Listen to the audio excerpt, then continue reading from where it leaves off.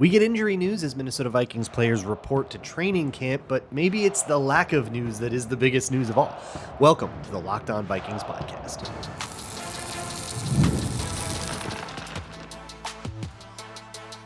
You are Locked On Vikings, your daily Minnesota Vikings podcast, part of the Locked On Podcast Network, your team every day. Hello, everybody. Welcome to the Locked On Vikings podcast, where we're always trying to learn something new. It's part of the Locked On Podcast Network, your team every day. Thank you so much for making Locked On Vikings your first listen of the day every single day. I appreciate you all so very much. My hashtag everydayers.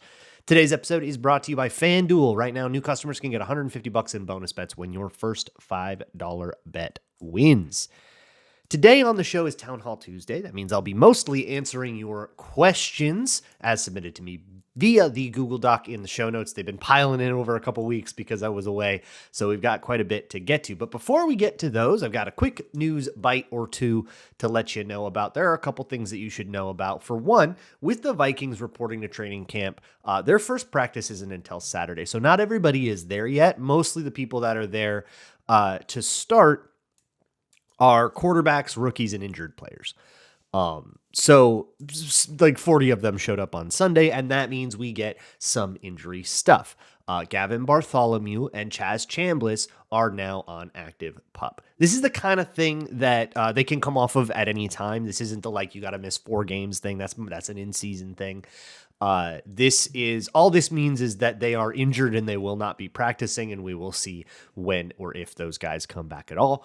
I guess with Gavin Bartholomew, that's pretty likely, but Gavin Bartholomew missed OTAs with some kind of injury as well. So this has been lingering, and they signed another tight end, which did imply that like they at least think they're going to need another body during camp, which means that they anticipate that he's going to miss some camp. So nothing surprising there. Chaz Chambliss, on the other hand, I didn't hear anything about his injury until this, but that's kind of how this goes. Sometimes guys get injured in the offseason. You don't find out till they show up to camp and they can't pass a physical. So that is kind of the news that I thought that we would get. But what else I thought we would hear is Christian Darrisaw, who did report to camp as part of that 40 players, not on PUP. That's kind of huge to me. That implies that he's going to be participating at least in like a limited capacity, maybe with a big brace or something like that. I think it was Alec Lewis that reported earlier in the offseason that like, you know, it was kind of a pipe dream that he'd be playing week 1. And while timeline wise, that is very, very quick. If he were to play week 1, it would look like this, right? Where we saw him get out there in OTAs for a hot second with a big giant knee brace on, but he did something. And that he's not starting camp on the actual physically unable to perform list. The physically unable to perform list in camp means you cannot practice. It's what you do with players who are too injured to practice. So while we are not out of the woods yet with Darrisaw, not hearing anything about him yet is kind of huge. It implies that like he passed a physical. This could all be undone if tomorrow that, you know, more guys go and then Darrisaw gets put on active PUP or whatever. But for now, we continue to watch, but that's appears to be tilting toward some pretty good news. Anyways, the other thing, if you care about former Vikings, Everson Griffin's going through a thing. He had a probation violation. He got arrested over the weekend. There was a whole thing. I'm not going to go into it, but if you care, you should Google that. For us, let's go to Town Hall Tuesday, where much better conversation is going to happen. The first question that I'm going to answer today comes from Nolan M., who asks, how does Hockenson, or tight ends in general, fit into Kevin O'Connell's downfield passing game? Yeah, that is really important. You went on, this is a longer question, but you went on to say it seems like he's rarely the second or even third look in the progression. I do not believe that you are correct about that. I think he is very often the first, second, or I think it's, you know, Jefferson, Addison, Hockenson in some order pretty much all of the time. Or at least all of the time that those 3 guys are on the field. But the way that Hockenson, so my Hockenson thing, I should just give it every once in a while. I think people are insane about Hockenson. I think it's one of those things where the Vikings like paid multiple draft picks to get him, and therefore nothing will ever be good enough for people. TJ Hockenson is a genuinely fantastic tight end. He is a core pillar of the offense. Without him, the offense genuinely like changes. Like he is like a tent pole of the offense. And we saw that last year without him, that a lot of different stuff needed to go down to like make the offense actually work. With TJ Hockenson, you can be a lot more strategic about things. Like the offense last year was weird. There was a bunch of shot plays to Jordan Addison. That's because they didn't have a TJ Hockenson to like throw to over the middle. So what does TJ Hockenson do outside of blocking run assignments? Doesn't sound like what you're asking about on the deep passing plays. He's not a check down. That's the running back. Typically, he is part of that progression. That is what is special because general tight ends don't get to be part of that progression. You're not going to see a Tucker Kraft doing anything more than like a wheel route or a seam like most tight ends do. But TJ Hockenson, not only is he very often expected to gain separation on his own on just like basic routes. I mean, literally the route called basic, which you might know as a dig, but also like lowercase b basic routes, choice and, drags across the middle or just like quick slants and stuff like that. Having the agility for a tight end to take advantage of matchups, the kinds of matchups that tight ends will get and gain separation is like the point of him, and being able to win one-on-one when everybody's doubling Justin Jefferson and leaving everybody else one-on-one. His ability to win that is kind of why he gets like 900 yards a year, almost 1,000 a year when he plays a full season. But the two like separating factors that I think put TJ Hockenson puts him in a fairly rare category of tight ends. I don't know how many other guys in the league can satisfy these two boxes, which is that he can run a downfield route that isn't just a seam or a wheel. Like he can run a dig 15 yards downfield, right? 20 yards downfield, and have that be a good one. One of the biggest things that TJ Hockenson does is Y choice. Y choice is a little bit different than like your classic choice, but it is still an option route. You go, if he's to your left, you go right. If he's to your right, you go left. If it's zone, you find the hole. But Y choice, very specifically, when it breaks inward, you want to essentially run upfield. You want to leak it upfield, and it turns into basically like a skinny post. And this has converted like 3rd and 13 like several times with the Vikings. It's like a go-to play for them on 3rd and long. So like he's the go-to get us out of a 3rd and long guy. That's like a huge part of the role. And then if you condense on the middle on him to solve that problem, well, then you got 18 and 3 on the outside. It's kind of, those guys are some problems. I think he's also a really good. Yeah, you also mentioned that the Vikings are getting yak receivers, and Hockenson is a solid yak guy. That's redundancy is not a problem.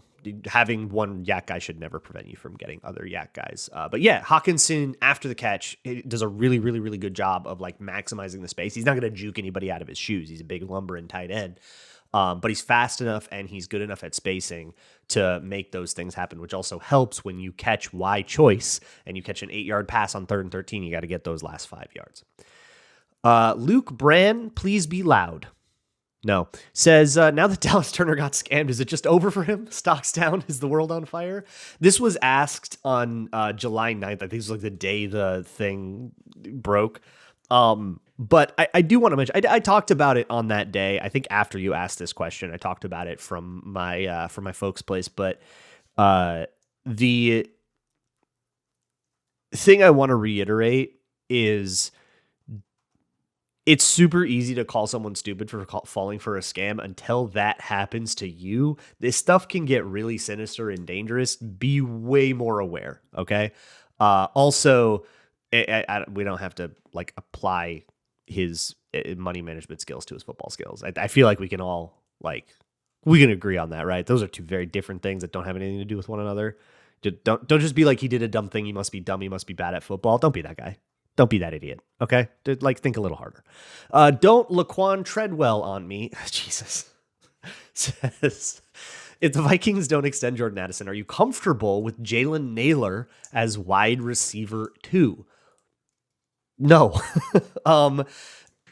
Yeah. There's also like, are there any upcoming free agents or rookies or whatever? Sure. I'm sure people's contracts will expire. Look, if you let Jordan Addison go, everybody else in the 2023 draft class is also going to be, everybody drafted after him will be a free agent, and everybody from the 2021 class that was in the first round would be a free agent as long as they didn't get extended. I'm sure there's always a couple guys on the market. Sure. But just do it. Just give him the money. Just extend the guy. I think it's a kind of a no-brainer. We're talking about this on the Minnesota Football Party too, that he's going to be like the odd man out in a like cap crunch or whatever. So what I think happens here is next year they decide to pick up the 5th-year option. The 5th-year option is going to happen in 2026 for Jordan Addison, and then that will start the actual contract negotiations. So the contract negotiations, the actual money that's going to hit for Jordan Addison's contract isn't going to hit until probably 27, 28. And you're going to be well past whatever weird cap crunch we have in like 2026, which somebody else asked about and we will talk about. But no, Jalen Naylor's not a wide receiver 2. He's a wide receiver 3. I feel like I'm the only person. I'm like the radical centrist of Jalen Naylor. Why is everyone insane about him? He's either like so bad he's going to get cut, or you got to make him wide receiver 2. Like, can a guy not be wide receiver 3 with some peace? Like, let the man live. Damn. I have more of your insane questions and insane hot takes next on Locked On Vikings. Today's episode is brought to you by Rugiet. You have probably heard of Viagra or Cialis, and maybe you've even tried it. But if you're looking for something beyond the usual pill, check out Rugiet Ready. It's a next-gen prescription treatment designed to amplify arousal in the brain and boost blood flow. Unlike the usual pills that can take hours, Rugiet's 3-in-1 formula dissolves under your tongue and kicks in fast, on average in 15 minutes, and the effects last up to 36 hours, so you're ready whenever the moment is right. So if you've tried traditional options and if things aren't quite working for you, maybe check out Rugiet Ready. You can read customer reviews all on the site. The whole thing is online. They connect you with a board-certified doctor and ship your treatment discreetly to your door. Check it out at rugiet.com/LockedOnNFL and use code LockedOnNFL to get 15% off today. That's RUGIET.com/LockedOnNFL and use promo code LockedOnNFL for 15% off. Individual results may vary with prescription treatment. Compounded drugs are permitted to be prescribed under federal law, but are not FDA approved and do not undergo FDA safety, effectiveness, or manufacturing review. Please visit the Rugiet website for full safety information.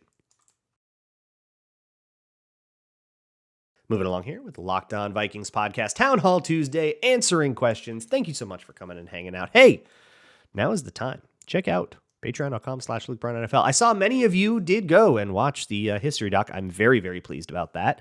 It is on my Patreon page. It is free to watch. Just click the collections, go to History of the Minnesota Vikings. And I think it's in like upload order backwards. So you got to like scroll down to the bottom to get to the first one, but you'll figure it out. Please go watch it. I just want people to see it. That's, I don't need you to give me anything else. Just please go see it. Moving on, this next question is from Brain Flowers, who says, I get it, who says, do you think that the front office of the Vikings asked Flo that they needed Moneyball 1 of DT or DB and he had to choose between the two? We actually have some reporting on this. The answer is no. That the reason, like the first thing the Vikings did in free agency was get Isaiah Rodgers. And that's because Flo like kind of pounded the table for him. And so the Vikings were pretty easily able to go offer him a contract that they've like valued him a lot higher than anybody else did. And he just took it. So that's what happened. DB, like I have my reservations about Isaiah Rodgers. Flores would tell me that I am wrong. I'm fine with that. The only reservation I have is like, I see it on the tape. I get it. He's fast. He plays like he's fast, which means he can like play a little bit more aggressively because he knows he has the catch-up speed if he guesses wrong, so he can be like risky, right? The speed gives you a little bit of like a sort of floor, or it gives you like an extra life in a way. But it's just that he's never been a full-time starter. So that's all well and good when you're a rotational guy and you're not getting, wide receiver 1 all the time or whatever, or you're playing in zones. But as a full-time, on the outside, constant starter, and you're dealing with Amon-Ra St. Brown, and you're dealing with Jamar Chase on the outside, like that's going to happen to you constantly if you're going to be on that. And if the Vikings play sides the way that they usually do, where one guy's on the left, one guy's on the right, and that's the way that they played with Gilmore, that's the way that they played with Shaq Griffin, and the way that they played with Patrick Peterson before them, then it's going to be exploitable, and you're going to get really nasty matchups. He has never proven that. He's never been in that position, and the Vikings are going to put him in that position. That is concerning. Even if they believe in him, and I get why they believe in him, that is still a little spooky to me. And it's just a risk that they are taking. But yeah, and then D-line kind of fell into place because Jonathan Allen came basically begging at the Vikings' door, and we were like, yes, absolutely. Hell yeah. So no, I don't think that there was like a Sophie's Choice thing going on. Kevin asks, why did the Vikings bid farewell to 2024 starter Sam Darnold and in the process become the first team in NFL history to allow a quarterback to depart a year after throwing at least 30 touchdown passes? I think it's okay to say, hey, Sam Darnold was an outlier thing, and we probably don't need to compare him to everybody else that threw 30 touchdown passes. This is why you probably shouldn't use amount of touchdown passes as the way that you are judging how good of a quarterback how you have, because Sam Darnold is not your average 30 touchdown passer. He has years and years and years of of experience showing you that he's not going to sustainably be that kind of guy. If we kept Sam Darnold, we would go, well, surely this is a regression candidate, right? You got out of that. But the reason is because they really like JJ McCarthy. The question continues, why did they accept the exits of Daniel Jones and Nick Mullins, both of whom spent time on the Vikings roster, and pass on free agent signing Aaron Rodgers? Because they like JJ McCarthy. Why are they turning a playoff-ready team to a 22-year-old who became the first quarterback selected in the modern era to miss his entire rookie season because of injury? Because they like him a lot. Occam's razor, man. It is what it says on the box. Blimby asks, is the NFL better or worse for not having its own minor league similar to the other major sports? So I've talked a lot about this. I'm big in favor of a minor league if they can figure out how to do it. But football does present some challenges that are unique to football in a way that baseball, basketball don't have to deal with that, in that it is a contact sport. It's incredibly physical. It's incredibly injury ridden. You would never if you say you had a Dallas Turner situation, right, or a Lewis Seen situation, maybe that's a better one. You have a player that isn't getting it, that is, falling behind the curve. He got injured. He's also stuck behind two good players, Harrison Smith and Cam Bynum. And can we just kick him down to the minors so that he can get some tread on his tires? That all feels well and good until he gets 2 concussions and suddenly his career is different. That is something that is pretty unique to football in terms of these major organized team sports. That isn't, I don't know what a great solution is to that.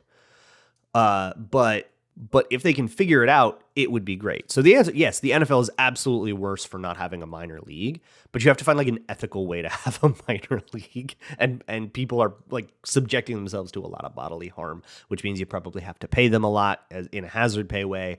And you got to figure out a way to do that. And the only thing that's come close is spring leagues like the UFL that are these sort of self-sustaining things that have the support publicly of the NFL, but no monetary support of the NFL. I don't know if the NFL is going to pay for a WNBA, right? Or pay for a G League kind of thing.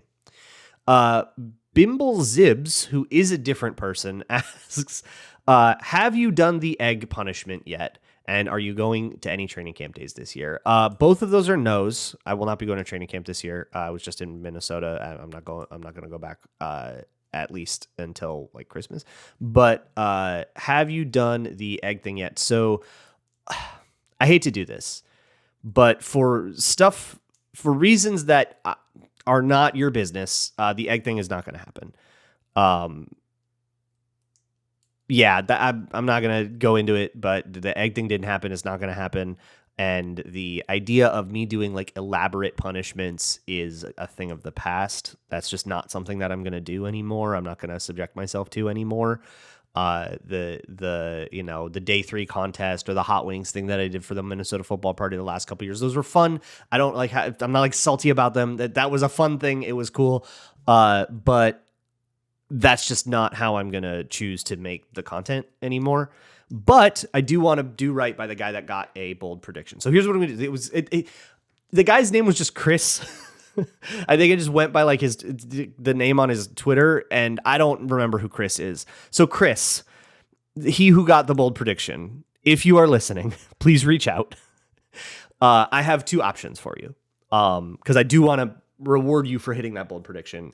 One of the things I did this offseason was a bunch of spring cleaning, and I found a bunch of Vikings memorabilia. I've got like signed stuff, little bobbleheads, and this is stuff that I collected as a child that has been sitting in a drawer.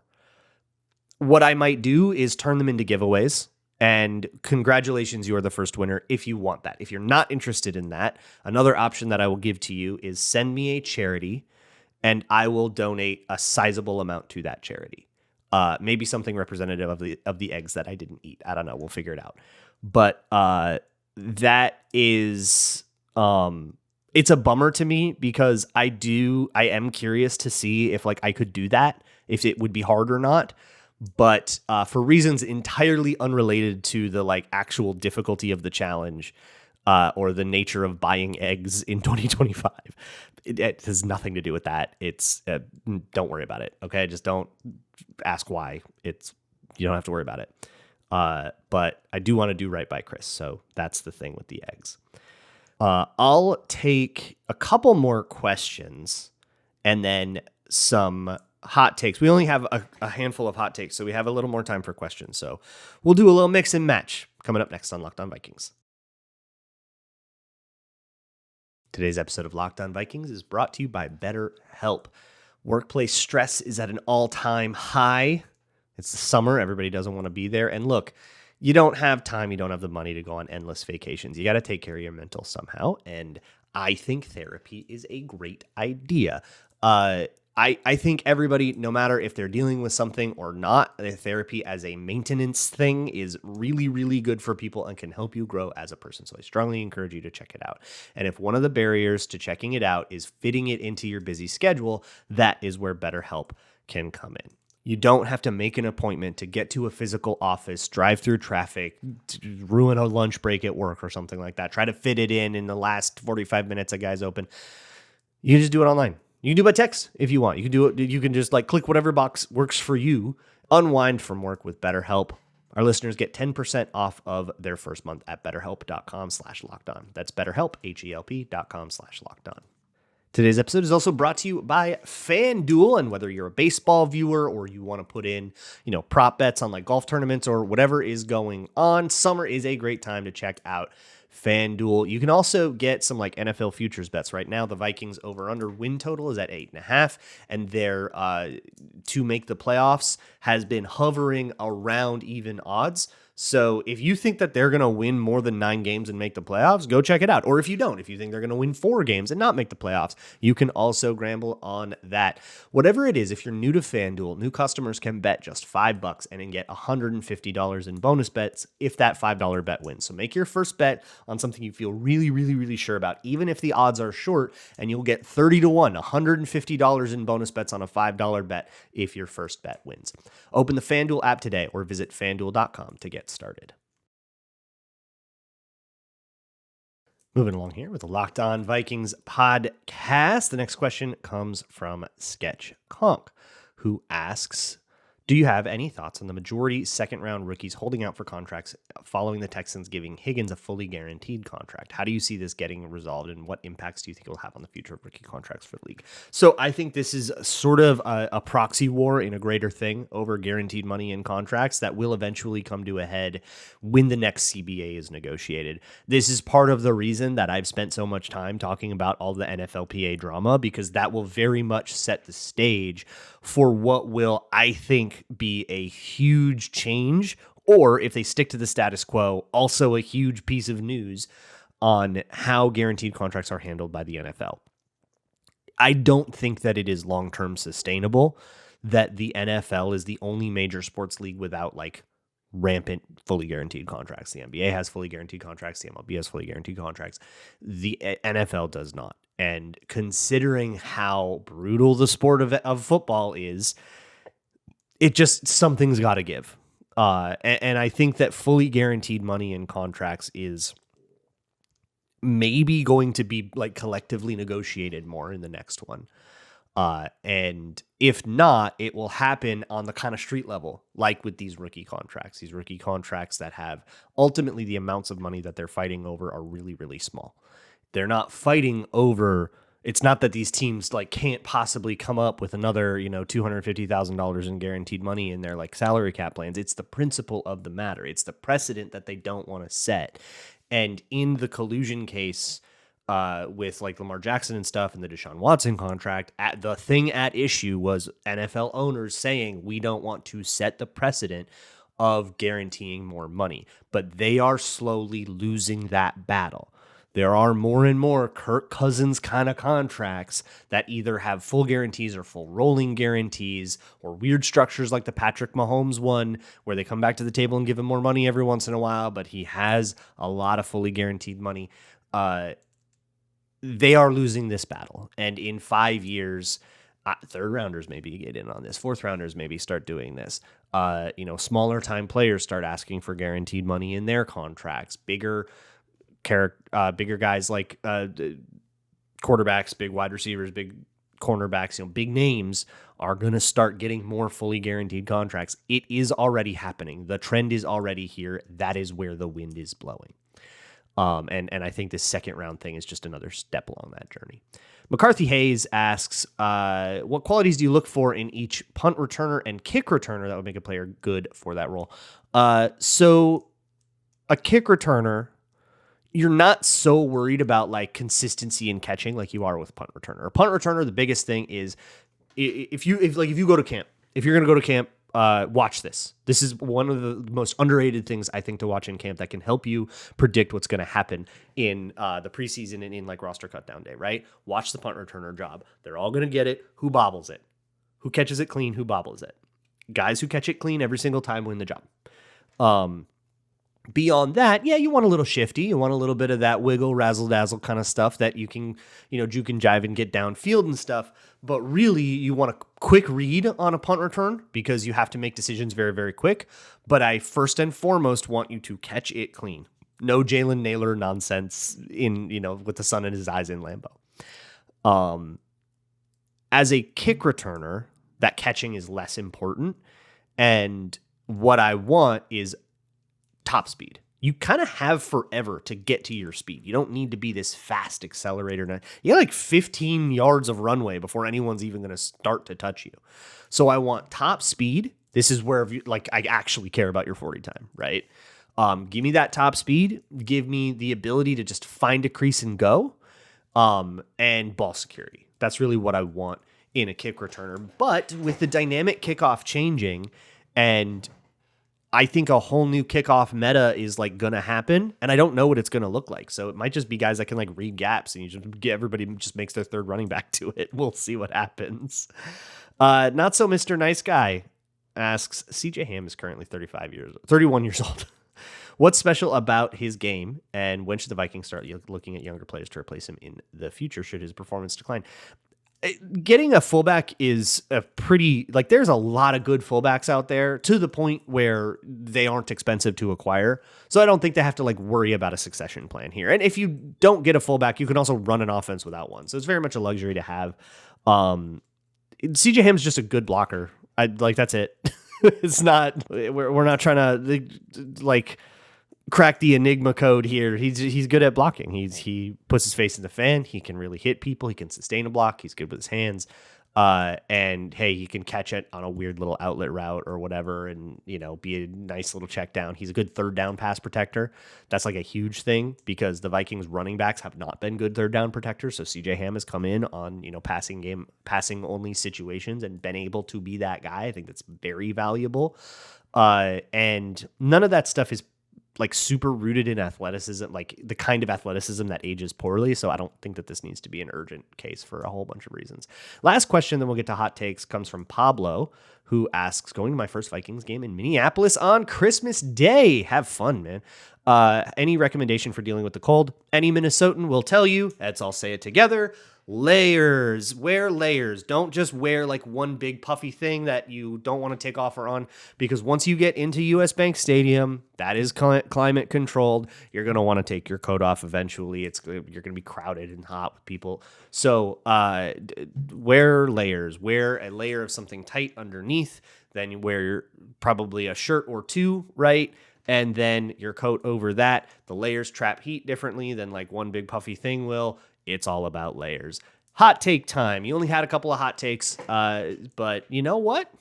We're going to do them. Big Slime says that Jordan Addison will get more yards than any Packers receiver, even with the 3-game suspension. This isn't that crazy to me. Not because of I don't think the Packers receivers are very good. I don't. I think wide receiver 1 with a bullet is a rookie. That's not great. But he probably I guess Jaden Reed. What did Jaden Reed get last year? Yeah, okay, so he got 857, and I would guess that he was their leading receiver. Yeah, so that was their leading receiver. Their next best receiver was Tucker Kraft. Now, they had some injuries and stuff, which, I mean, you're not going to be fully healthy at all again. And we are also talking about Jordan Addison missing 3 games, but they do have an offense that likes to spread the ball out a little more. They don't have a Justin Jefferson, so they're going to get a little more Dontavion Wicks and Tucker Kraft and Luke Musgrave if he makes the team. That dude's so bad. I can't. That's somebody that, if I was a Packers fan, I'd be furious with him. But I don't know, man. The Vikings spent a second rounder to get TJ Hockenson, and the Packers spent a second rounder to get a dude who can't block on a screen. It's crazy. But I'm sorry, I'm getting sidetracked. I don't think this is nuts at all. If you're gonna repeat the same numbers, somebody's gonna get 850, somebody's gonna get 700, right? And you're gonna spread the ball around. They could all kind of split the vote too much, and then Jordan Addison can have 1 or 2 big games and catch right back up. That's not the craziest thing in the world. It's not as hot a take as I wish. You could have gone crazier. The next one comes from Luke Braun, am officially a cat person. I don't. Are you trying to get me to admit accidentally that I like cats as much as the next guy? That's fine. Says Donovan Jackson does not have enough pop in his hands to be anything more than a below average to average starter. I kind of get what you mean. Sometimes guys are hand layers and pushers. I don't think I see that in Donovan Jackson, but I'm going to be honest, I don't really remember because things were a little foggy for me this offseason. So maybe I'll go take a look at it. But even still, that's a very incomplete evaluation. But hey, it's a hot take, I guess. My babysitter was Bobby Wade's masseuse. Cool. Says Jalen Nailor will play well enough during Jordan Addison's absence during the beginning of the season for the Vikings to extend him and not Addison. We kind of already addressed this. I guess, again, I reiterate, we don't need to do this.